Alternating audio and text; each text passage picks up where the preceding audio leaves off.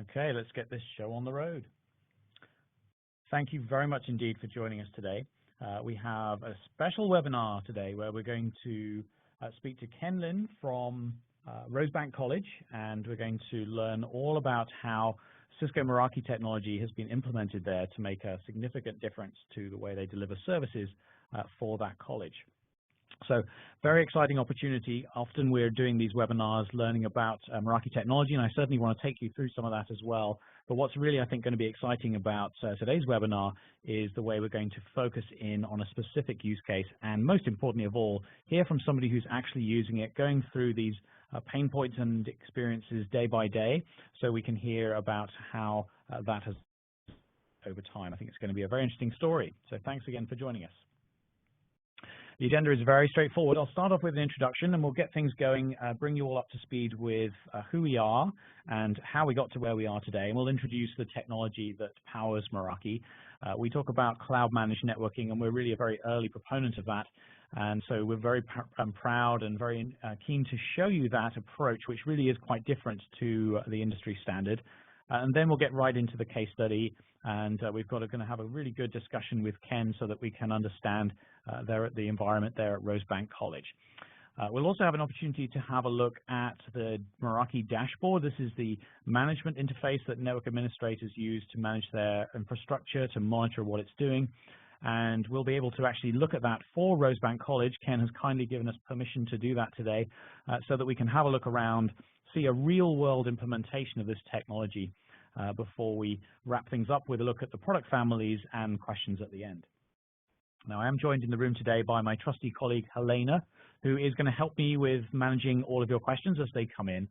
So please don't hesitate. If you have a question that pops into your head whilst myself or Ken speaking today, do please just tap away that question in the Q&A panel. What we'll do is try and answer those for you on the fly as we go through the webinar. But then I'll also take some time at the end to look through some of those questions and maybe bring Ken in where we need to as well to help us with those. So it's a really good opportunity for you to really understand the technology, but also how it's applied in the real world.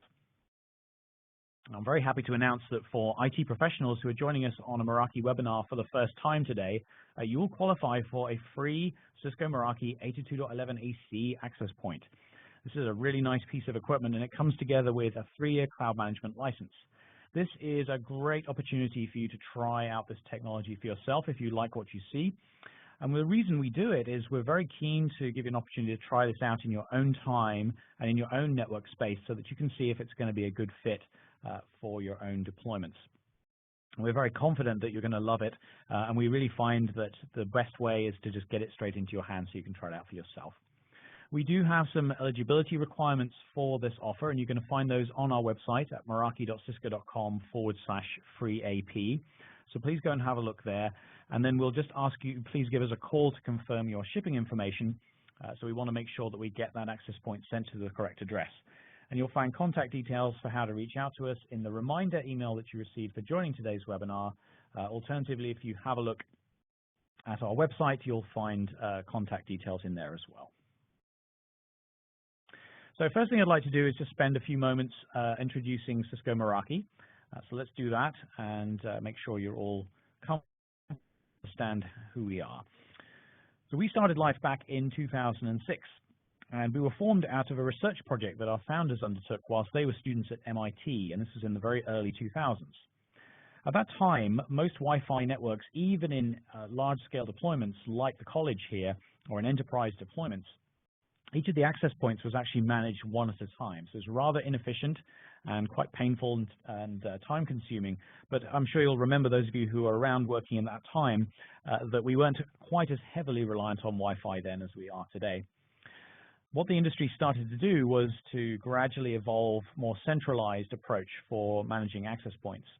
And so you're probably familiar with the concept of a wireless LAN controller, which essentially takes care of consolidating the management requirements for all of the Meraki technology.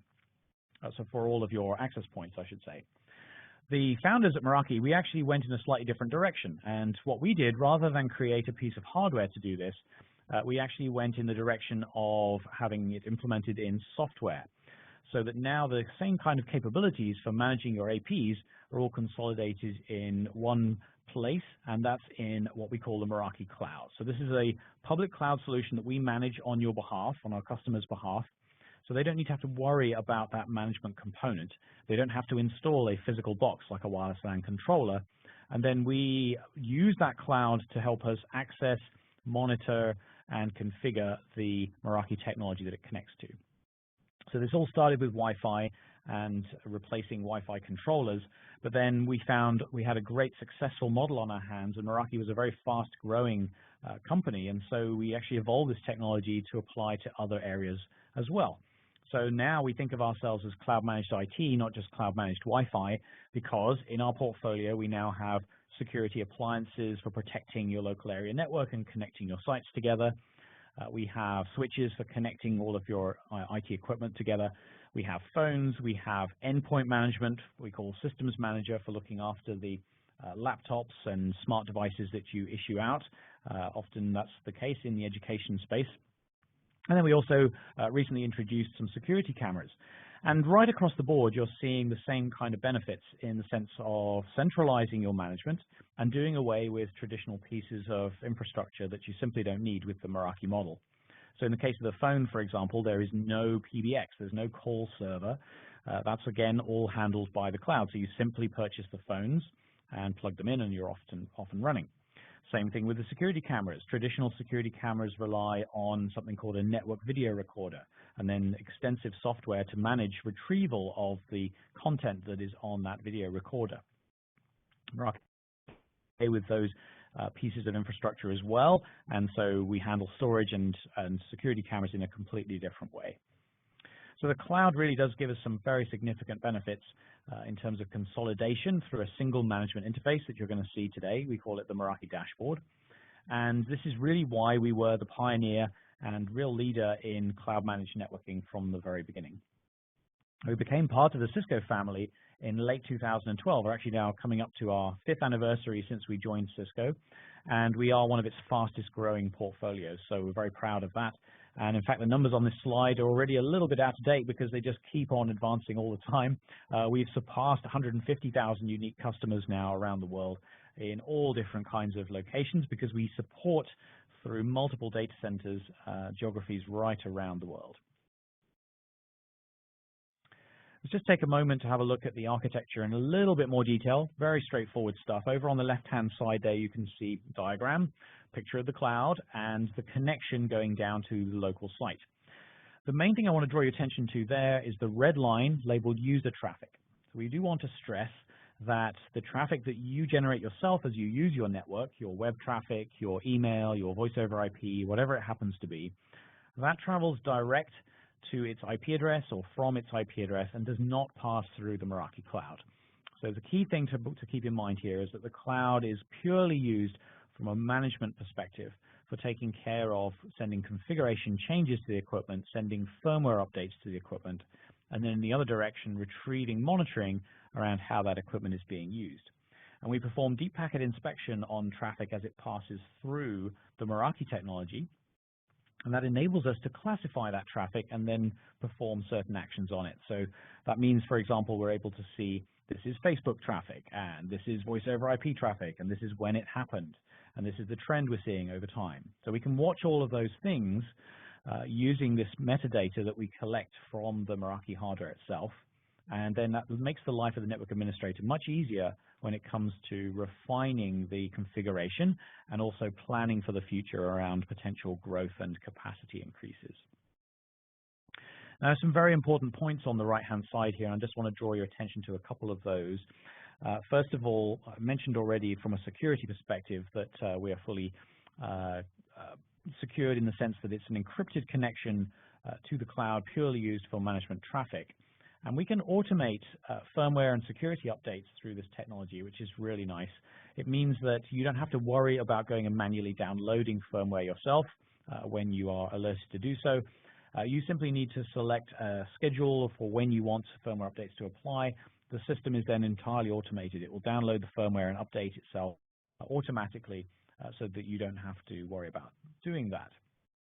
It's also a very scalable solution. So we do have some very large deployments out there, customers running as many as 10,000 devices on a single. And really are able to do this because of a very efficient cloud infrastructure at the back end. So Meraki takes care of that on your behalf and maintains sufficient servers and processing capability that we're able to support all of our many customers at very high levels of performance and no degradation as they grow those networks. So the scaling is something that we've really got worked out very well at Meraki. And then from a dependability perspective, questions that we often get asked is what happens to our network if we're disconnected from the cloud? This is a very common one and very understandable question if you are new to this approach. The good news here is that because you're only using the cloud for those config changes, that management capability, you don't rely on the cloud function in order to operate your Meraki network. It will continue to work quite happily even if it's disconnected from the cloud for any reason. And so the only thing that you lose is that ability to make changes to monitor the network. And of course, as soon as your connection comes back up, it will resume, continue working as per normal. But we even have some customers who choose to operate in this manner for whatever reason. They choose to operate normally disconnected from the Meraki cloud. And then they only connect to it periodically when they need to make configuration changes or when they need to maybe look at firmware updates, that sort of thing. So very reliable, very stable solution. We do offer our customers a 4 nines uptime SLA, and that's for the cloud infrastructure. So we're very proud of that. It's a very stable solution with a very excellent track record. So why are customers choosing Cisco Meraki for the K through 12 environment or the school environment? This is really, I think, a lot to do with the experience of working on this technology every single day.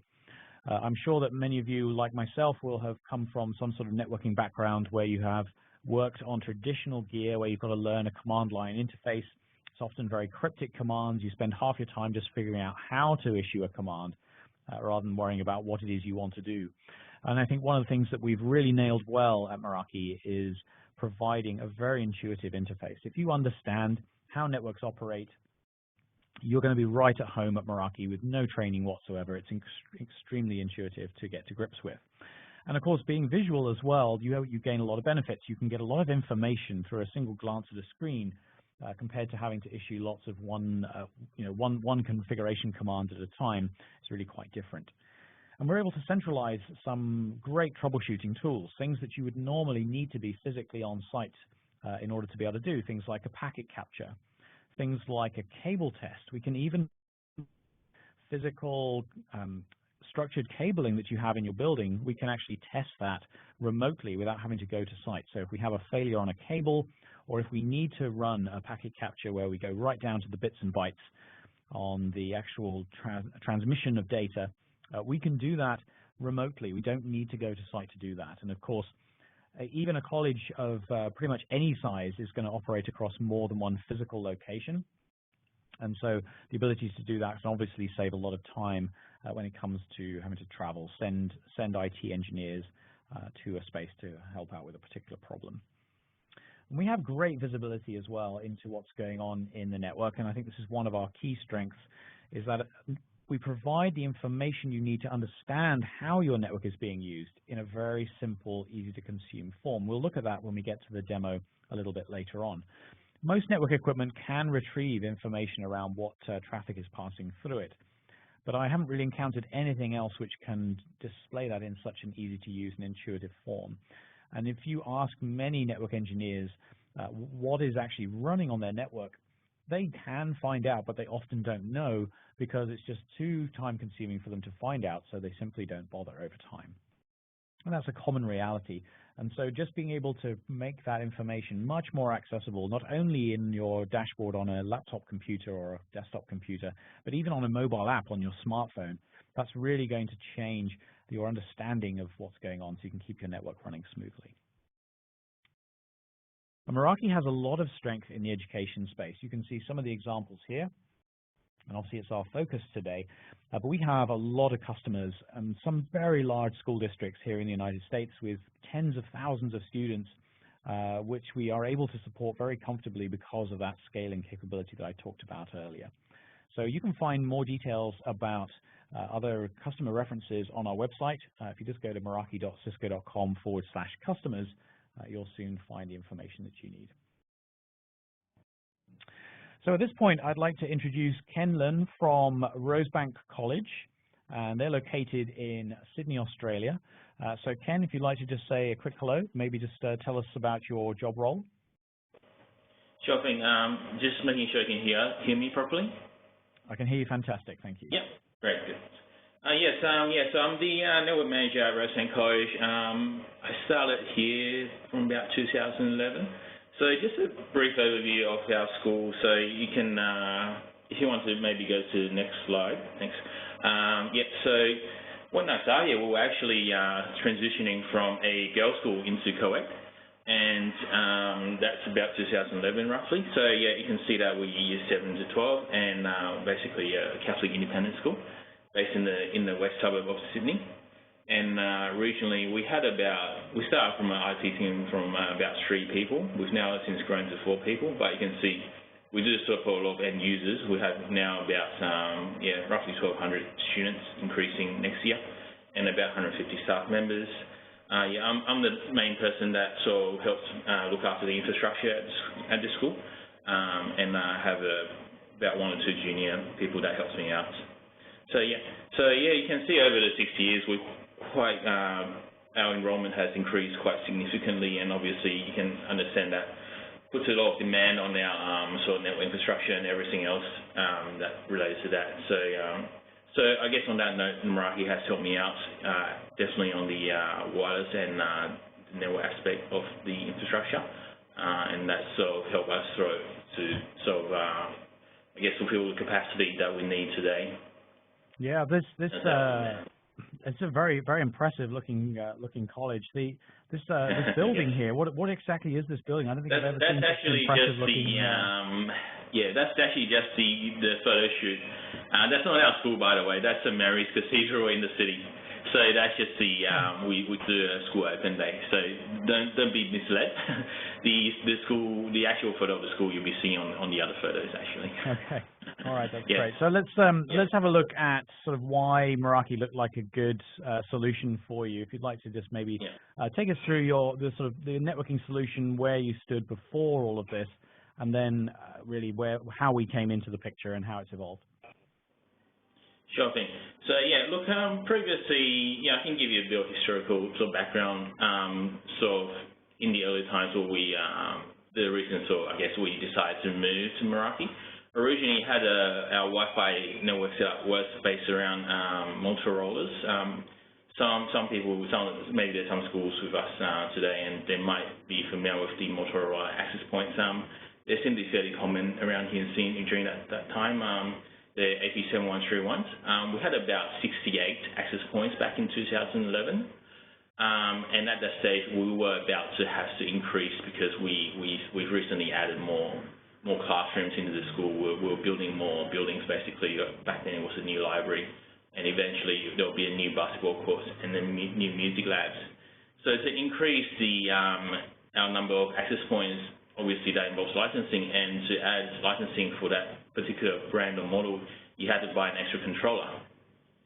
So to buy extra controller, which is an RFX model, there was going to be a fairly sharp increase on the price just to jump over that threshold from about 68 units to 90-something units, just to cope with all the extra classrooms we're about to add.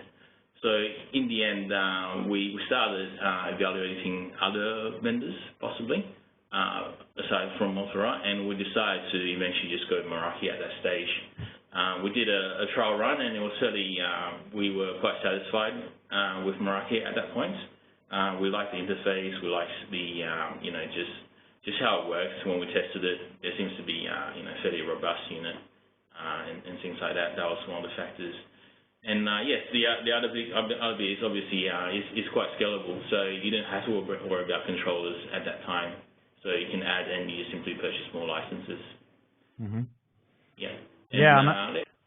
This is a nice quote from Saif here. I mean, he's pulling out some of the sort of key things I think that we like so much is that ability for one person to really get to grips with this whole thing. You don't need to have a great big team with lots of training and assistance from partners and that sort of thing. It's very straightforward to expand the cover that you can provide as an IT team. Exactly, yeah. And I guess technically wise, it was also my experience with sort of migrating from another vendor to Meraki was a reasonably quick time to do that. I think basically it took me about a week or two to convert all the existing SSIDs and add it to the Meraki unit, and we didn't have any sort of issues or huge outages during that time. And when for a while, I had to run a mixed environment, so we have just two different vendors of wireless APs, but they worked well together. So we didn't have any issues, when people move from one classroom to another. You simply roam over without much issues. Okay. Yeah. All right. So I think next thing that I'd love to hear from you about is the rollout that you did and the stages and steps that you went through. Maybe if you could describe also what these things are that you deployed. We've got the actual code names here, but what exactly are they and what benefits do they give you? Sure thing. So I sort of touched on that earlier. So we have the MR34 to start with. That was probably the earliest model we started with Meraki. They're the ones pretty much our workhorses. We still have the most number of those units at the moment, even now. So they went in first. Like I said, we didn't have any issues with compatibility with the HP units back then. Now we've added since then about 6 outdoor access points, which are the MR62s. They've gone in and they've, like I said, no issues at all. So just fairly smooth and I guess unexciting. It just works kind of thing. So look, just on step 3, that is the new firewall model. So we originally had a Juniper SSG appliance, and we've decided to upgrade to this new Meraki firewall appliance, and that was also fairly quick to do. So it took me about a week or two of just putting in the configs and converting that and adding it to the new firewall. Saying that though, there was extra things added as part of this firewall. We added a route to our offsite DR infrastructure. So that's the MPLS route, and that allows me to sort of start to do backups offsite, because originally what I used to do before that is actually back up to tape and have to take crew offsite to be our offsite backup. So this is sort of I guess a lot of logistical things I had to do back then. The other part I've also, as part of the MX100, is a site-to-site VPN as well. Just so that's sort of our private cloud solution, and I wouldn't be able to do that easily with the SSG firewall appliance I had earlier. So that sort of re-enabled me to at least add those two things as part of my I guess my infrastructure planning back in 2013, 2014. So that's great. On the last part, on point 4, and the system manager enterprise mobility management, that's basically the MDM, so the mobile device management we went with, because back then it was essentially free. Meraki provided for free, and that was great. So we had about a small fleet of iPads, and because of that licensing arrangement back then, I was able to add it to every single one of my one-to-one laptops. So we had about roughly 1,000 of those, and it's great to have something for free. Always take that. So yeah, that's something actually we're still using to this day. That free legacy license, and that's useful for the things that you get as from MDM. So that's all 4 of those features that we have with Meraki at the moment. They're all pretty useful to us. Yeah, and on here you've got the outdoor APs, the MR62s. So that one, you can use sort of different types of antennas with that one. What sorts of antennas are you using for the? We use the external ones. We have, I think, half. So there's 3. We've got 6 in total. Half use the sort of not the unidirectional. We use the outdoor plate antennas. So they're directional, and half are using just the unidirectional ones. They cover our basketball courts and outdoor fields fairly well. You know, up to the boundary of the school, basically. So Yeah, that's awesome. Okay. Well, I think the next slide really takes us into getting past the actual boxes themselves and into the actual capabilities. And you've touched on some of these, like the VPN, for example. But maybe if we just have a quick walk through these, just pull out some of your favorites, the things which these really do help make your life easier with. Sure thing. Yeah, so I guess I'm going to go into more detail now. So I briefly touched on the aspects already. So if I start with access points, look, it's just compared to the Motorola's, for example, because that's what I'm going to contrast against. So it is easier to manage. When I update the firmware, for example, I used to have to pull down, if I have issues with Motorola access point, I need to look at it, examine it, or troubleshoot it. It's physically taking off the ceiling and using Telnet or serial port to connect to the console and try and diagnose it. Whereas I'm finding I'm doing much less of that with the Merakis. Obviously, you don't have to do that at all, so that's good.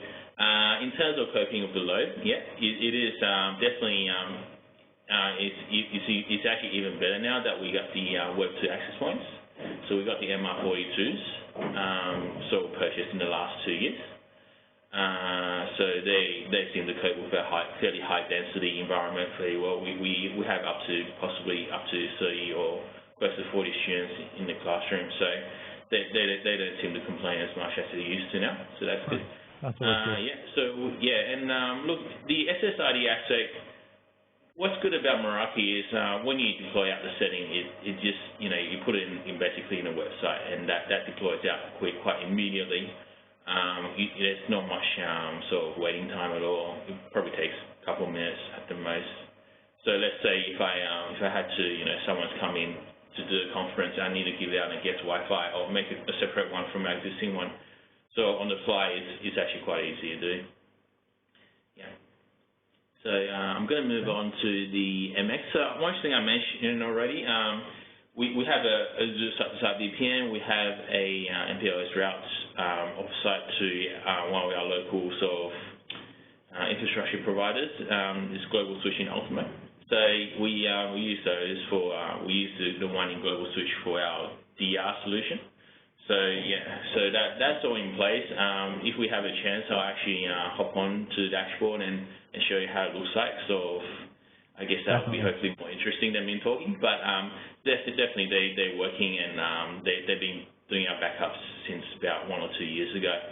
So that's been in place, and just it works quite away, and that's what you want from something like this. You don't want to see issues. You don't want to have constantly having to update or having to troubleshoot things. It just seems to just work away quietly. So that's very good. That's a positive experience from me. Very nice. Yeah. Okay. Yeah. Sorry, go ahead. The last part, I guess I'm just going to follow through the slides here. Like I mentioned, the system manager. I've been using the legacy license to cover my iPads and my devices, and that's good. I think unfortunately Meraki has changed the licensing slightly, so you get up to 20 at the moment of free licensing, but in the more details of the licensing, I'll probably let Simon cover that for you. Yes. Yeah, absolutely. Yeah. As far as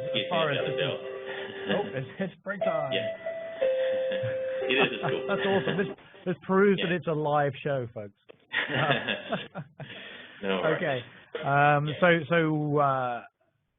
With Systems Manager, the approach we take here is obviously we make it very easy for people to try this technology out. The Systems Manager has evolved a long way from the early days in terms of what it's able to do and how tightly you can get a grip on all of the various different devices that you issue. And some environments have pretty complex environments with iOS, Android, Windows, Mac OS, even Chrome in there as well.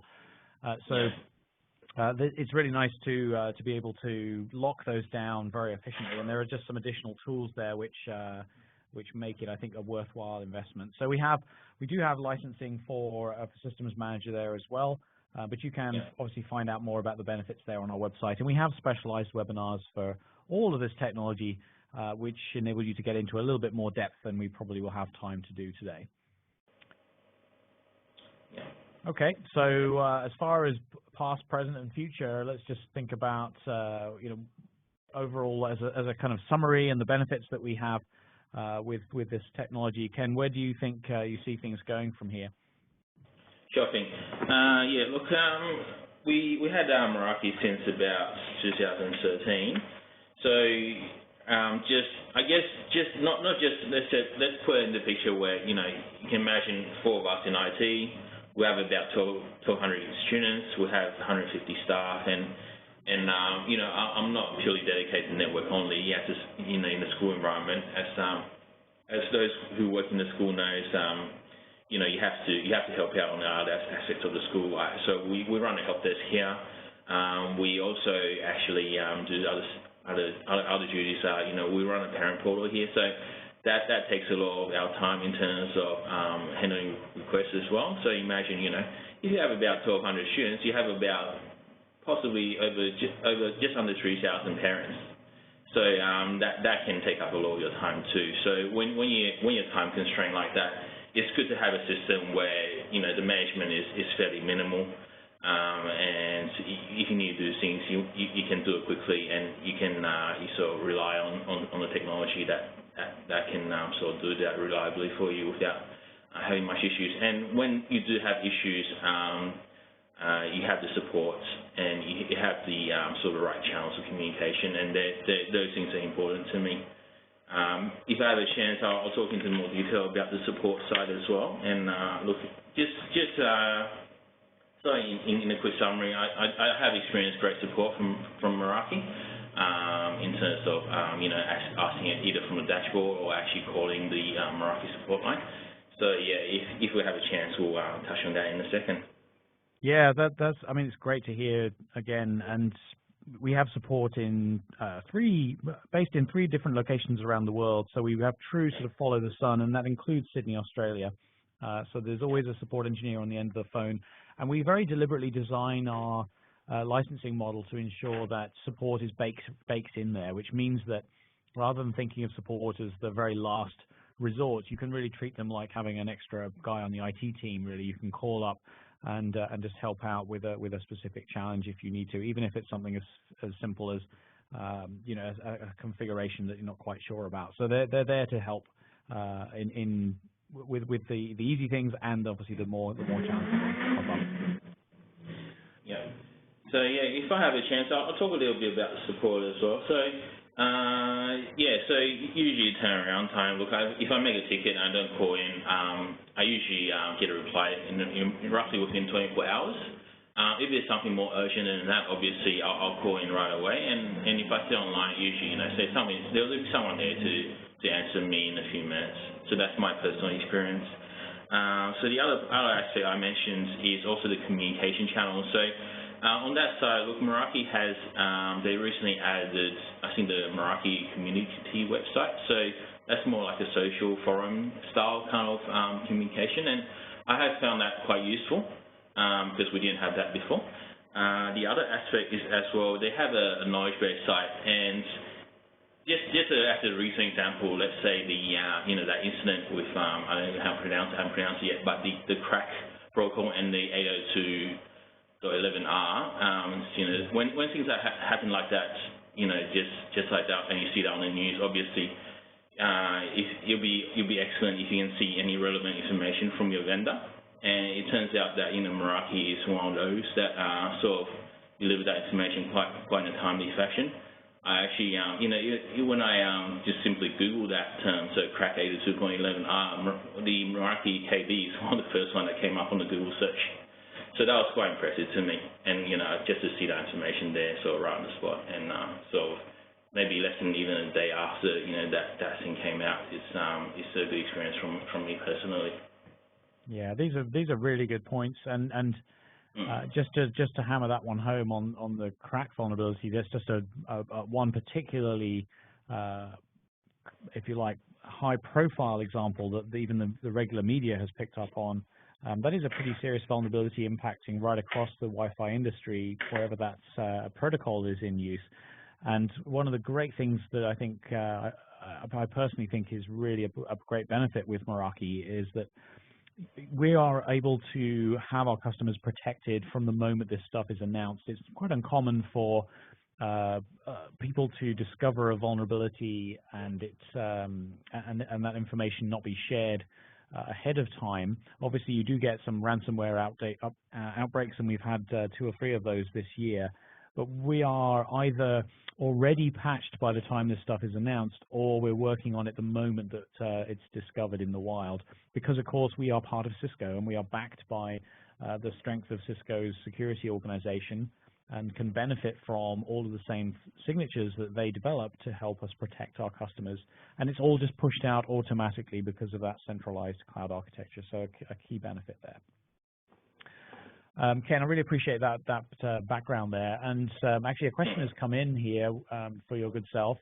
One of the audience is wondering if you could share a little bit more about the security solution that you were using prior to moving over to Meraki. Sure thing. I actually just messaged, I think Blake, so that's all right. I'll just sort of do it here.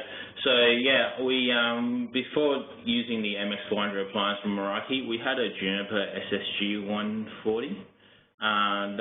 That is I think originally from a vendor called Screen OS, but they were acquired by Juniper, so we used that for a number of years. So that just handles our firewall duties basically back then. I think the throughput on that is about 200, no, not even 200, I think it was about 40 megabits or something like that. So the new appliance we brought from Meraki does about 500, I think from memory, or to about gigabit. I think the stateful firewall was 500 from memory. So yeah, that obviously I needed that increase in capacity.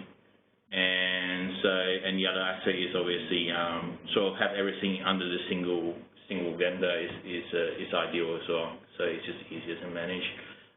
Also on the aspect on the network security, we have a proxy server system as well here. Probably people in Sydney might know it quite well. It's called CyberHound. They used to call themselves NetBox, so that's our proxy system over here. Okay. Yeah, so sorry, I just have another question from Blake. So he just mentioned something about Meraki switches.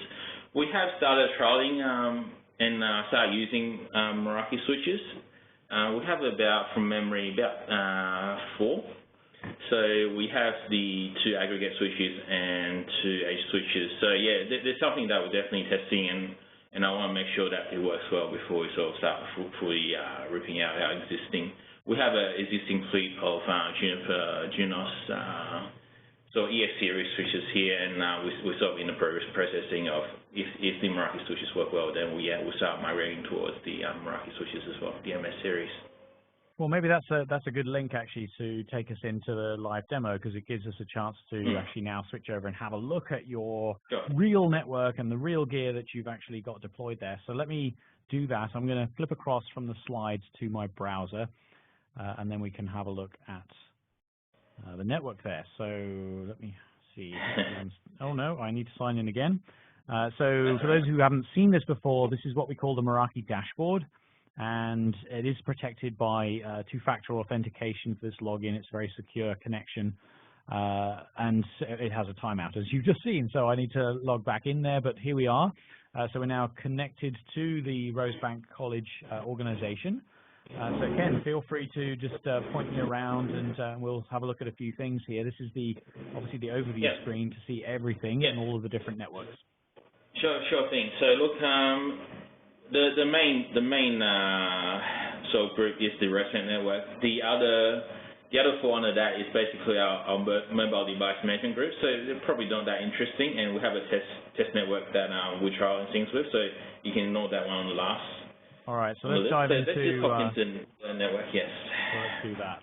All right. So first thing we see here, I mean, just to give a little bit of background, is this is really where you would normally start your day. You've got the client's view. You can see how your network is being used. You can see the traffic profile here over the last day. We can change this very easily, so we can see what the traffic profile looks week by week. It looks like we've got some quite significant spikes here, so they're skewing the overall map here. But that's a very helpful guide to let you see what kind of traffic peaks you're seeing. These are very high traffic peaks, actually, so a lot of capacity you've got there, Ken. Well, yes and no. we have a 200 meg symmetrical link. But saying that part of that traffic is also my disaster recovery, so the nightly backup traffic. So that's probably what those spikes are, probably. Okay, that makes sense. I guess let's hop into this. Let's just how this goes. Maybe if we go and have a look on our security appliance first, maybe. I think just before we go there, let me just point out a couple of real basics here, which are really nice sort of overview things for those who haven't seen this ever before. Obviously, here we have a list of all of the client devices that have been connected to this network. That's a pretty high number over the course of the past week, and it incorporates both wired and wireless clients. And the good thing here is, rather than making you search through and scroll through this list, you can actually just type things in like iPhone, and it's going to show you all the iPhones that have been connected. You can see which ones are online and offline. And this even works for operating systems. So I could say, just show me the Windows clients that are actually online right now. And so with that search, I've brought this list down to 334 client devices, and here's that list. Up here, just the one more thing to show here, I think, is the applications pie chart. So this shows us the applications that are in use in the network over the course of that past week. And what I'm powerful about this is how easy and intuitive it is to consume this information. You can look at this. You don't even need to be an IT guy to understand what this is telling you, and it's really helping you to understand how your valuable bandwidth is being consumed. If we just dive into, let me just go back to the clients for a second. If we just dive into a random client, let's pick one here. I just want to point out a couple of other things, which is that we have here integration with Google Maps, so you can see the location of your client, and you can even upload your own floor plans into this space as well, so that you can see where the client actually is within the physical space there.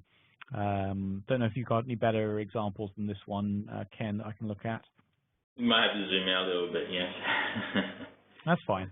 That's fine. Okay, well, let's go with the security appliance then. So tell us what you'd like to have a look at there. Okay, look, I guess the biggest enabler on the MX appliance is when I need to implement the site-to-site VPN and the route. They're both done through this control panel you're about to click on. So yeah, you can have a look in there, maybe to start from there. So we have to set up the VLANs and then make sure it's set to the right settings. But if you scroll down, then you can see our entry to connect to Azure, and that's how we connect to that, and that's the subnet that's connected and so on. Hopefully, So that's just quite working away. The other thing. Sorry, Ken, there's definitely a couple of good things to point out here. This is a very straightforward VPN solution by comparison with the industry standard, I would say. Having the sharp end and setting up site-to-site VPNs can be pretty painful. This is really, because they're all cloud managed, it's very easy for us to connect these devices together, and literally configuration just requires you to choose an architecture for your VPN environment, and then which of your subnets you want to share with another location. Very straightforward. And then what Ken's done here is put in a manual configuration where you're connecting to a non-VPN peer, such as a cloud service like Azure. So obviously there you have the ability to customize and put in the full details. Sorry to interrupt you, Ken. That's it. So yeah, so that's it. I mean, that's been working, I think, since 2014, something like that. I'll just quickly show you how you set up a route as well. So if you go to it's in the interesting section. It's actually in the traffic shaping section. So if you look in there, So with the MX400 series, you have two uplinks you can use. So what I've done actually is my internet service provider, it's actually provided me to basically the medium's Ethernet. So what's connected to the second WAN link is basically the connection to my offsite DR. So if you scroll down for me, please, you can actually see it's actually under flow preference, so you can probably move down too far. So under the internet traffic. So if you can see that is how it's actually you set up a route. So you just put in your destination IP settings, and you can actually sort of have your route set up that way, and that's the way you do it with the Meraki appliance. It's a bit of an interesting way to do it, but that's how we've done it here. Okay, So and once you've got again, some traffic that's shaping rules on there as well. Yeah, that's right, because we recently had quite a large amount of software updates coming through from Microsoft because of the Red S4 update.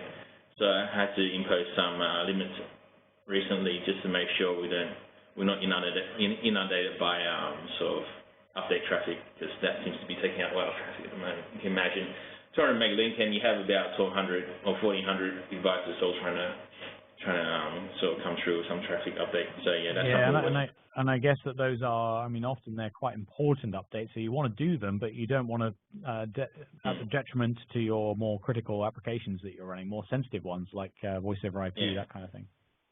Yeah, I mean, we do have a tester, but it seems that we have one incident where the update, one of our clients, the update glitched up and it was just looping its update. So this is the way to address it.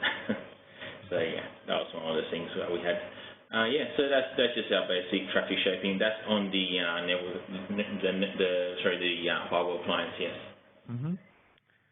Yeah. So that's basically just taken advantage of the different configurations you can have for asynchronous setup as well. So if you do want to have different upstream, downstream bandwidth, you can configure that if you need to. Otherwise, you can just use this very simple drag left and right for how much performance you need.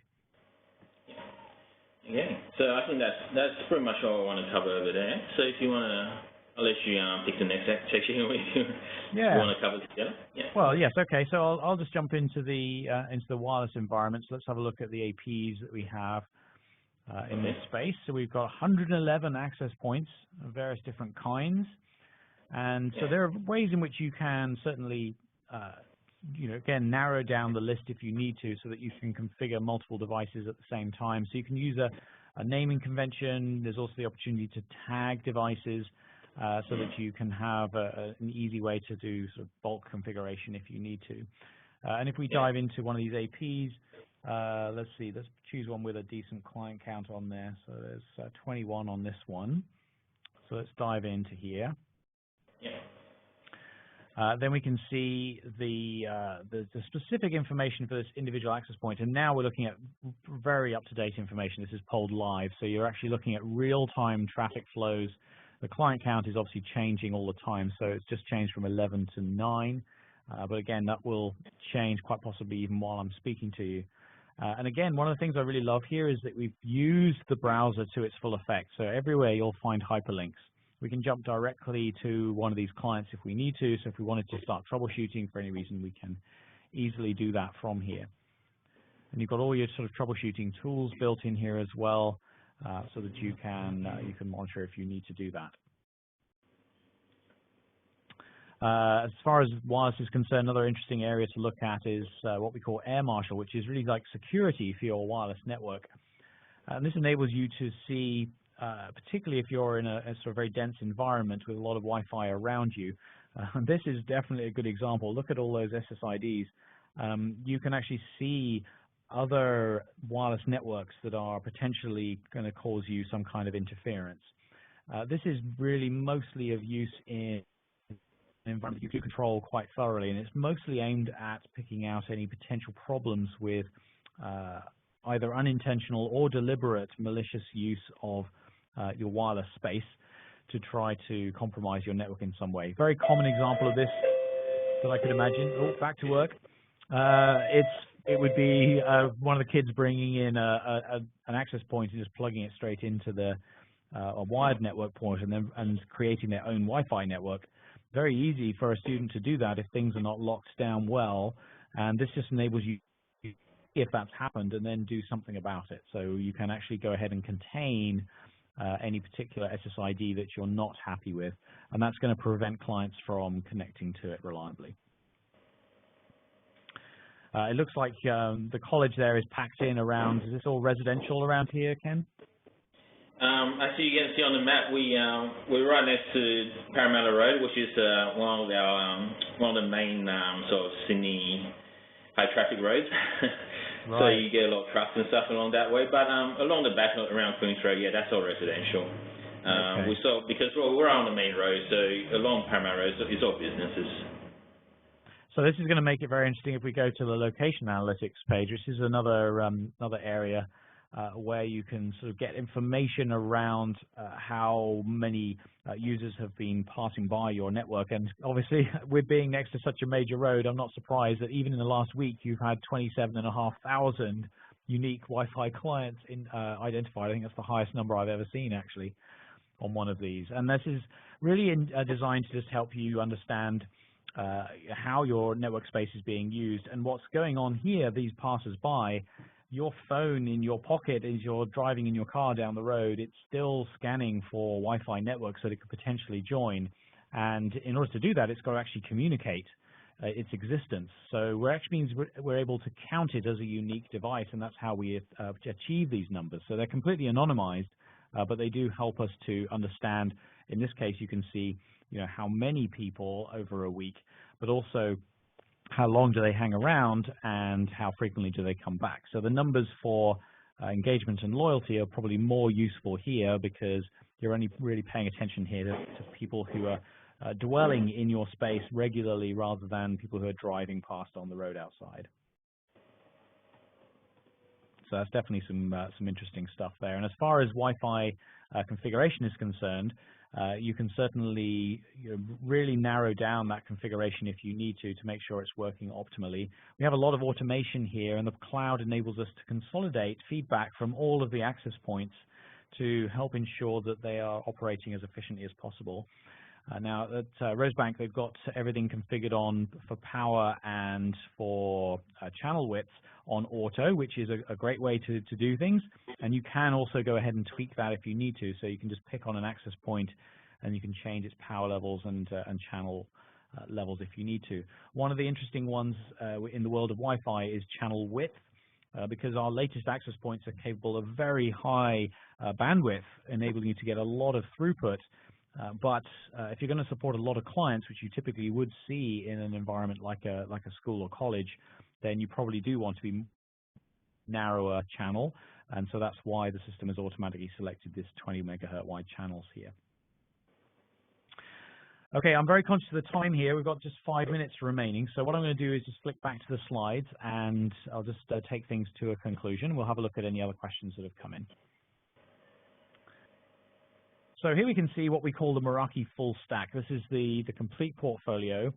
Just the one exception to note on here, the phones are not currently available in the APGAC region of the world. We're actually working really hard to try to get that put right, because we're very keen to bring the phones to that part of the world as well. But for the remainder of the portfolio, of course, it's all fully available. The access points and security appliances and switches, we've talked about all of these, and the systems manager for managing the endpoints as well. Slightly different approach to configuring a network. Now what you're doing is setting up really boundaries and limitations around what you can do with a mobile device that you've issued out to a student. So for example, you could even lock an iPad to a single application during class time to make sure they're not playing around on Facebook or Snapchat or whatever it happens to be. So some nice tools there, definitely worth having a look at Systems Manager in the education space. And then, of course, the security cameras, these are very important for protection of the people that we look after, but also the assets that we have in our environment as well. So they can certainly play a part there too. All managed through the single pane of glass. You may have noticed when we were on the dashboard before that you could see the wireless, the switches, the security appliances, the MDM as well. It's all managed through that single login, which just gives you that nice consistent experience.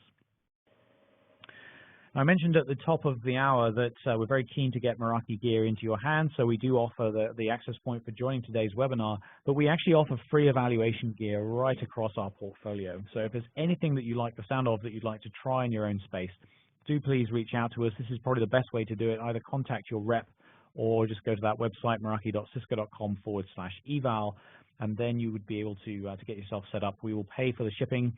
And so all you need to worry about is taking the time to try it out for yourself. We always love to recommend that anybody who's interested in our work at Meraki goes ahead to our blog and subscribes on there, because it's a great way to keep up to date with what we're doing. It's our mouthpiece. So every time we announce new products or new features, and sometimes the security issues like we had with the crack outbreak last week, you can go ahead and learn about that through our blog. Okay, so what I'd like to do now is just spend the last couple of minutes, have a look at a couple of the questions that have come in. It's your last opportunity to ask those.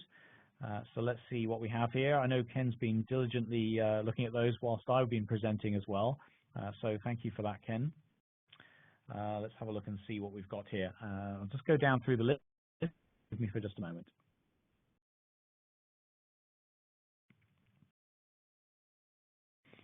So there's a question here around how you're doing BYOD and any potential issues around security concerns there. Ken, do you have any comments on that? Yeah, look, we use mobile device management for managing our iPad. By saying that our iPads are school-owned, we still run a one-to-one laptop program as well. So probably, unfortunately, Rosebank isn't the best school to ask about BYO. Saying that, yeah, Meraki does have a MDM solution that could possibly you can use for managing BYO. You best probably ask Simon for more details because I'm using the legacy client here because it's still given to me for free because I had the client and the license from several years ago. Yeah, and I mean, bring your own device has been a bit of a buzz term for quite a long time now. It's often a contentious one because we are talking here about your own device, your personal device. And I don't know about you, but I'm not usually super keen to have my device controlled by somebody else. So there are certain things you can do there in BYOD settings where you can make sure that those devices are not a security risk to the rest of your network, and also to make sure they don't use up too much bandwidth if they're not a managed device. It's a slightly different setup to what we think of as mobile device management or enterprise mobility management. There are various different terms for this, but this is really where you take control of the device properly. And this would normally be a school asset that you would be issuing the kids for classroom, or maybe the staff for use for teaching purposes as well. So slightly different type of setups there, but certainly we can accommodate both of those. Okay, so another question here around the security appliance and the intercepting and shaping of traffic. We did take a look at that during the session, so I think the way that Ken has things set up, correct me if I'm wrong, Ken, but it looks like you have most of your security taken care of on the security appliance. So the Wi-Fi, even though it's capable of doing a lot of these similar things just for the Wi-Fi space, you probably don't need to dual configure that. Yeah, correct. So yeah, I definitely make use of just the question is also protocol specific. So in terms of what the Meraki MX appliance supports, yeah, it supports both layer 3 and layer 7 rules, I think. Yeah. Yes, it does. So you can block, I think, VPN specific traffic either by the layer 7 rule or just adding the exact protocol in the port number. Saying that on the Wi-Fi aspect, so on the wireless side rather, yes, you can put a blocking a firewall rule also on the wireless, both for I think both for layer 7 and there was layer 3. I only make use of that on for the student network. So if I want to block, let's say, students from accessing certain IP ranges on my local network, I can make use of that by adding that rule on the access points. So it's applied. It's the same firewall thing applied to all my access points. So with the student network, yes, they are blocked from certain IP ranges once they're on my connect to my Wi-Fi. Yes. Okay. Well, thank you for that. This often happens. We get so far into the conversation that we lose all track of time. We are out of time for the day. Obviously, we want to be respectful of folks' time who are joining us today. So we'll wrap things up now. Ken, I want to thank you very much for taking time out of your day as well to co-present here. It's been very interesting to hear about the real-world setup that you have there. Don't know if you have any closing comments for people joining today. Yes. First thing, thanks for giving me a chance to have this talked out and just give me a little showcase. Yeah. I think just for those people, especially if you